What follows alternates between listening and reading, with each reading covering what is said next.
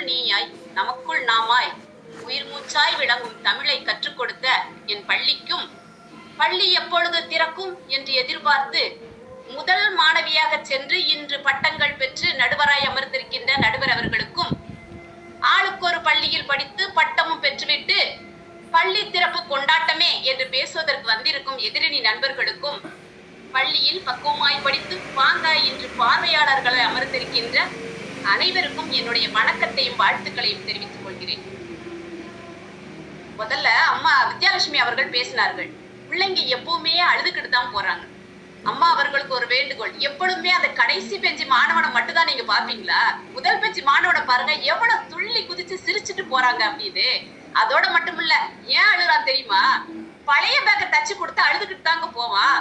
School திறக்குதாலே புதுசு புதுசா கொடுக்கணுங்க. வாழ்க்கையில ஒரு சந்தோஷம் இருக்கணும், ஒரு ரசனை வேண்டாமா? அடுத்த சகோதரி சீதா பேசுறாங்க, அம்மா காசு இருந்தா எடுத்துப்பாங்க, காடு இருந்தா புடுங்கிப்பாங்க, படிப்பு ஒண்ணுதாம்மா சகோதரி, நம்ம கிட்ட இருந்து வாங்கவே முடியாது. அதனால நீங்க முதல்ல என்ன பண்ணுங்க, பிள்ளைங்களுக்கு போய் போய் படிக்க வைங்கம்மா. அதெல்லாம் விட்டுட்டு திண்டாட்டம் பேசிட்டு இருக்கிறீங்க. அதோட யார் இன்னைக்கு கடைசி நாள்ல கேக் வெட்டுறாங்க? உங்களுக்கு தெரியுமா? உண்மையிலே நடந்த சம்பவம்.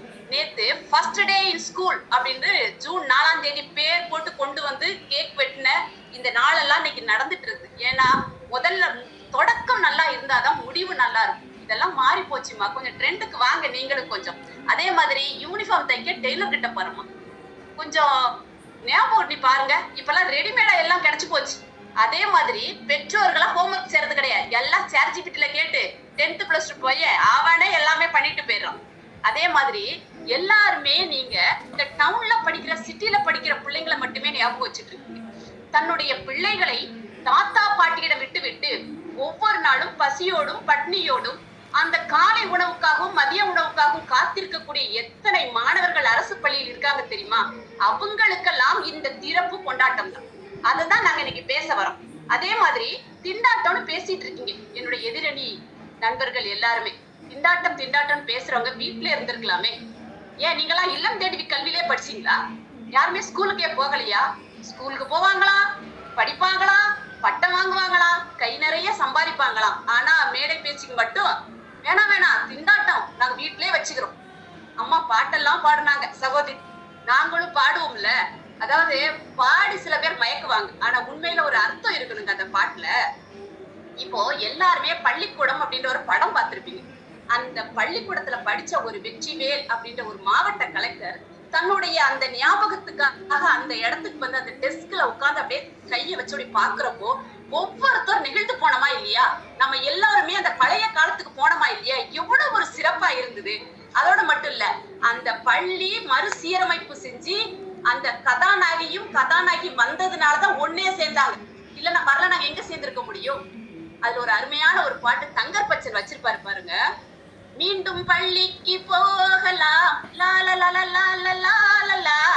நம்மை நாம் அங்கு தேடலாம், ஸ்லேட்டு குச்சி கடன் வாங்கலாம், ஸ்லேட்டில் பேர் எழுதி பார்க்கலாம், பொட்டு வச்ச வாத்தியாரை தொட்டு வணங்கலாம், முட்டி போட்டு நின்ன இடத்தில் முத்தம் கொடுக்கலாம், மீண்டும் பள்ளிக்கு போகலாம், நம்மை நாம் அங்கு தேடலாம். எவ்வளவு அருமையான ஒரு நினைவு. இந்த நினைவுகள் உங்களுக்கு வராதா? நடுவர் அம்மாவுக்குலாம் ஏகப்பட்ட எக்ஸ்பீரியன்ஸ் இருக்கும். இன்னைக்கு கேட்டாலும் நடுவர் மட்டுமல்ல எல்லார்கிட்டையும் இன்னைக்கு இருக்கிற பெரியவங்க கிட்ட கேளுங்களேன். உங்களுக்கு ஒரு மறக்க முடியாத ஒரு அனுபவம் ஒண்ணு கேளுங்களேன். எல்லாரும் சொல்லக்கூடியது என்னுடைய முதல் நாள் ஞாபகம். நான் பள்ளியில கொண்டு சேர்த்தது, என்னை விட்டு விட்டு என்னுடைய பெற்றோர் அழுது கொண்டு நின்றது இன்னும் என் கண் முன்னே நிற்கிறது என்று சொல்வார்கள். அது மட்டும் இல்லைங்க, முதல் ஃபர்ஸ்ட் லவ் அப்படின்னு நமக்குள்ளாட ஒரு எக்ஸைட்மெண்ட் வருது பாருங்க. அது எங்க இருந்து வந்தது? அந்த பள்ளியில தானே வந்தது. First friend, first love, first day excitement, இது எல்லாம் எவ்வளவு கொண்டாட்டம். இன்னைக்கு நினைச்சாலும் புல்லரிக்குதுங்க. அதே மாதிரி ஃபர்ஸ்ட் திட்டு வாங்கியிருக்கீங்களா? நீங்க ஆசிரியர்கிட்ட பொட்டு வாங்கியிருக்கீங்களா? அதெல்லாம் நம்ம நினைக்கிறோம். எப்படி தெரியுமா நினைக்கிறோம்? திட்டுன்னு நினைக்காம நம்மளை எல்லாம் தீட்டினார்கள், நம்மளை எல்லாம் செதுக்கினார்கள். யார் யாரெல்லாம் நினைச்சாங்களோ அவங்க எல்லாம் இன்னைக்கு வாழ்க்கையில ஜெயிச்சு நிக்கிறாங்க. அடுத்து நடுவரே உங்ககிட்ட ஒரு கேள்வி. போலீஸ்காரர் இருக்காருன்னா அவருக்கு எங்க வேலை? காவல் துறையில வேலை. கேள்வி கேட்கறதுலயே வந்து சொல்லுங்கம்மா, பதில் எங்க வேலை? இல்ல நானே பதிலே சொல்லிடுறேன். மருத்துவருக்கு எங்க வேலை?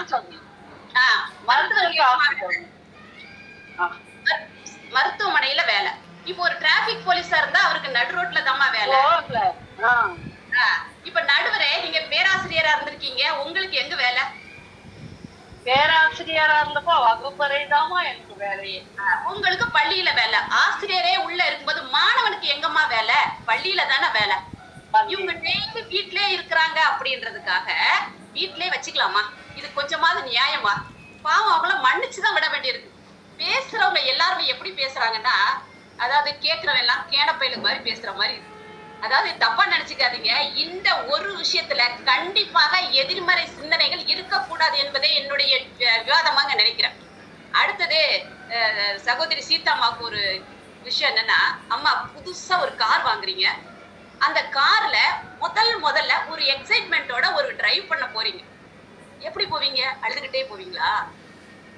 அது மாதிரி இல்லம்மா, இந்த மாதிரி ஒரு புது பேக், புது வாட்டர் பாட்டில், புது டிஃபன் பாக்ஸ், புது ஷூ, புது யூனிஃபார்ம் இதெல்லாம் வாங்கி வச்சுக்கிட்டு எப்ப ஸ்கூல் திறப்பாங்க அப்படின்னு எதிர்பார்ப்போட காத்துக்கிட்டு இருக்க பிள்ளைங்க எவ்வளவு பேர் இருக்கிறாங்க தெரியுமா? அதுலயும் நம்மள ட்ரையல்ல சொன்னார், நம்ம அந்தோணிராஜர் சொல்றார், தன்னுடைய பிள்ளைய விட்டு அனுப்புனது எனக்கு இன்னும் நினைவுல இருக்கு. சில பேரண்ட் என்ன செய்யறாங்க, விண்வெளிக்கு ராக்கெட் விட்ட ஒரு சந்தோஷத்துல எவ்வளவு பேரண்ட் இருக்காங்க. இதெல்லாம் நம்ம கேட்காம எப்படி போக முடியும்? அதே மாதிரி இன்னொரு முக்கியமான விஷயம் என்னன்னா, அவர் பேர் ரமேஷ் அவர்கள், ரமேஷ் தானே சார் எங்களோட அணியில் பேசினவர்?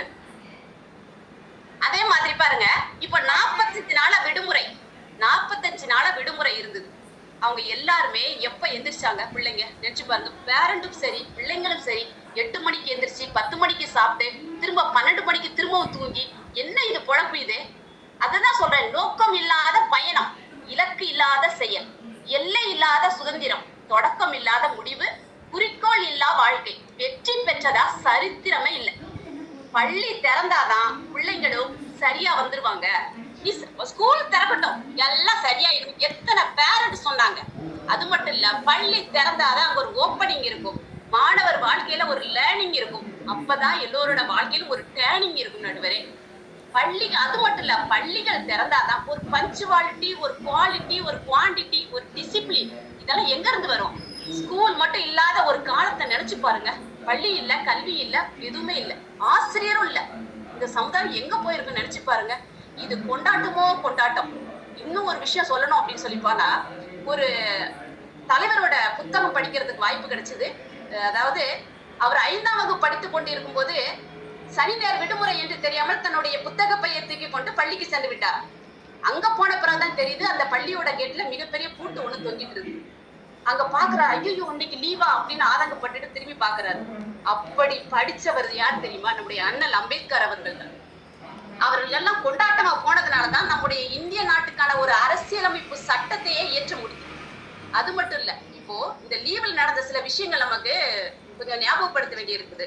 எப்படின்னு கேளுங்க, 10 மாதம் சுமந்து பெற்ற தாய் தன் பிள்ளையை பத்திரமாக விட்டு செல்லக்கூடிய இடமே பள்ளிதான். மனித வாழ்வின் மகத்தான வெற்றி சின்னமா இருக்கு.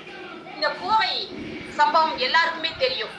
அது கூட நினைச்சு பாருங்க, அந்த அம்மா ஒரு வார்த்தை சொல்லியிருந்தாங்க, இந்த நேரத்தில் பள்ளி திறந்திருந்தால் இல்ல கோடைகால வகுப்புகள் நடந்திருந்தால் என் பிள்ளையை கண்டிப்பாக பள்ளியில் விட்டு இருப்பேன். இந்த மாதிரி ஒரு சம்பவம் நடந்திருக்காது என்று அவர் சொல்லும் பொழுது நம் கண்களிலே கண்ணீர் வந்தது இல்லையா? அது போல எத்தனையோ பெற்றோர்கள் தன்னுடைய பிள்ளைகளை பத்திரமாக விட்டு செல்லக்கூடிய இடமே இந்த பள்ளிகள் தான். அதெல்லாம் விட்டுட்டு இவங்க கொண்டாட்டம் இல்லைன்னு பேசிக்கிட்டு இருக்கீங்க. இன்னொரு முக்கியமான விஷயம், நடுவரமா 2 நாளைக்கு முன்ன நீங்க பெல் அடிச்சோட வெளியே வந்துட்டீங்களா பேக்க தூக்கிக்கிட்டு? அப்புறம் தான் உங்க வீட்டுக்காரமா, இது ஸ்கூல் பெல் இல்ல, நம்ம பக்கத்து வீட்டு பிள்ளையார் கோயில் பெல்லு, இருங்கம்மா இப்ப லீவ் விட்டு இருக்காங்க அப்படின்னு சொல்லி சொன்னாங்க. அதாவது தன்னுடைய உடல் பொருள் ஆவி கனவுல கூட ஆசிரியர்கள் தன்னுடைய பள்ளியையும் வகுப்பறையும் பிள்ளைகளையும் நினைத்துக் கொண்டிருக்கிறார்கள் என்பதை மறந்துவிடக் கூடாது. ஆசிரியர்களை பற்றி சொல்றாங்க, யாரு சொன்னாங்க? காலம் மாறி போச்சுங்க. உங்களை விடவும் இன்று பெற்றோர்களை விடையும் ஆசிரியர்களிடம் மிகவும் அன்போடும் பண்போடும் பாசத்தோடு இருக்கக்கூடிய பிள்ளைகளை பார்த்து கொண்டிருக்கிறோம். தாயானவள் ஒரு வருடத்தில் ஒரு உயிர் அப்படின்றத ஒரு வருஷத்தில் ஒரு உயிரை தான் பிரசவிக்கிறாள். ஆனால் வகுப்பறை, அதாவது பள்ளி என்ற வகுப்பறையோ ஒரு வருடத்திற்கு ஆயிரக்கணக்கான மாணவர்களை பிரசவிக்கிறது, மாணவிகளை பிரசவிக்கிறது, அவருடைய காலங்களை தன் கையிலே தாங்கிக் கொண்டு நிற்கின்றது. ஒரே ஒரு உண்மை சம்பவம் நண்பர் அவர்களே, இப்பொழுது 4ஆம் தேதி ஜூன் ஸ்கூலுக்கு போன உடனே ஒரு 8ஆம் வகுப்பு மாணவி என்னை வந்து ஓடி வந்து கட்டி பிடிச்சிட்டாங்க. எனக்கு நானும் ரொம்ப நல்லா இருந்தது அந்த ஸ்பரிசம் அப்படின்றது. அவங்கள தலையில தடவிட்டு என்னம்மா அப்படின்னு கேட்டேன். கண்ணீர் அப்படியே வழியுது. என்னன்னு கேட்டா, டீச்சர் எப்ப திறக்குன்னு ரொம்ப ஆவலா காத்துக்கிட்டு இருந்தோம் அப்படின்னு சொல்றாங்க. என்னம்மா அப்படின்னு கேட்கும்போது, காலையில எழுந்து ஆடு கட்டுறது, மாடு கட்டுறது, களை வெட்டுறது, விறகு வெட்டுறது, வீட்டுல இருக்கிறவங்க எல்லாருக்கும் சமைக்கிறது, இது எல்லாம் செஞ்சு என் கைய பாருங்கன்னு காமிச்சது பாருங்க. உண்மையிலே எனக்கு ரொம்ப கஷ்டமான ஒரு காலமா இருந்தது. இந்த பிள்ளைங்க எல்லாம் எப்ப ஸ்கூலுக்கு வருவாங்க எதிர்பார்த்து காத்துட்டு இருக்காங்களே, இந்த 4 நாள் தள்ளி போட்டுட்டாங்களே, ஜூன் 1ஆம் தேதியா இருந்திருக்கலாம் என்ற ஏக்கம் ஒவ்வொரு பிள்ளைகளோட கண்ணுலையும் என்னால் பார்க்க முடிந்தது. அப்போ சொல்றாங்க, அப்ப எப்பமா சாப்பிடும் அப்படின்னா, அதுவும் போட்டு அதை சிரிக்க வைக்கிறத சொல்றதுக்காக வடிவேல் மாதிரி கோழி கூவிடுமா அப்படின்ற மாதிரி அந்த பிள்ளைங்களை சிரிக்க வச்சு ஆட வச்சு எவ்வளவு விஷயங்கள் பண்ண வேண்டியிருக்கு இன்னைக்கு. அது ஒரு கொண்டாட்டம் தான். அது மட்டும் இல்ல, முதல் நாள் பலூன் ஸ்டா இதெல்லாம் வாங்கிட்டு போய் எங்க பிள்ளைங்களை அவங்களோட குழந்தைகளோடு குழந்தையாக எப்போது விளையாடும் என்று எதிர்பார்த்து எதிர்பார்த்து இந்த நாளுக்காக நாங்க காத்திருந்தது கொஞ்சம் நஞ்சம் அல்ல. அந்த ஒவ்வொரு நாள் துளியும் இன்று ஸ்கூல் திறந்தனும் ஆவலோடும் ஒரு எதிர்பார்ப்போடு நாங்கெல்லாம் காத்திருந்தோம் என்பது இந்த இடத்திலே சொல்லிக் கொள்ளக்கூடிய முக்கியமான ஒரு விஷயமாக இருக்கிறது. அது மட்டுமல்ல, கட்டணை தூரும் மணற்கேணி மாந்தருக்கு கட்டணை தூரும் அறிவு.